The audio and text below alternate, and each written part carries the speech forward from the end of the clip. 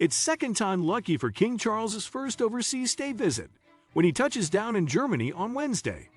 It should have begun at the weekend in France, but when it looked like the king was flying into a riot zone, the initial stage of the visit had to be postponed. The French protests were a reminder that even fairy tale palaces have real-world political consequences, and it became impossible for President Macron to host King Charles at Versailles, with the prospect of angry protesters outside the gates. A bouquet of tear gas and unemptied bins wasn't exactly the right atmosphere for the diplomatic courtship of a state visit. So several days later than planned, a curtailed trip is getting underway again, with King Charles and the Queen Consort Camilla arriving in Berlin for a 3-day visit. But the underlying purpose remains the same. There is a symbolic importance attached to the first state visit of a new reign, and this is about showing that Europe is the UK's diplomatic priority.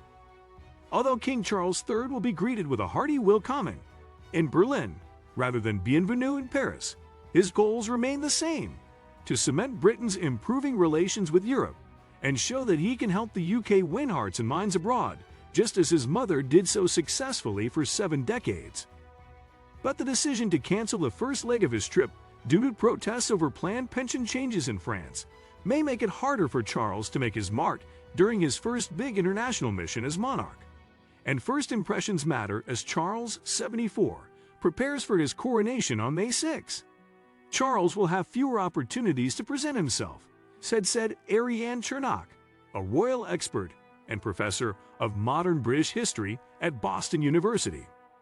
This means that he'll need to be very disciplined about using those opportunities available to maximize his impact. There won't be many second chances on this trip. Charles, who ascended the throne after the death of Queen Elizabeth II in September, had something bigger in mind when this coming-out party as king was announced. Billed as a multi-day tour of the European Union's 2 biggest countries, the trip was designed to underscore British Prime Minister Rishi Sunak's efforts to rebuild relations with the bloc after 6 years of arguments over Brexit, and highlight the country's shared history as they work together to combat Russian aggression in Ukraine. Now everything rests on Germany. The truncated trip starts Wednesday in Berlin, where German President Frank-Walter Steinmeier will welcome Charles and Camilla, the Queen Consort, at the historic Brandenburg Gate.